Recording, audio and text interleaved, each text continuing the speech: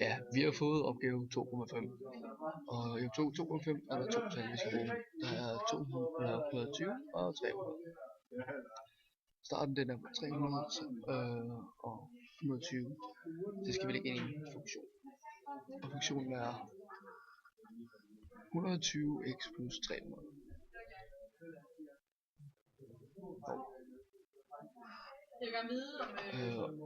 Og det vil se sådan her ud. Vi skal finde ud af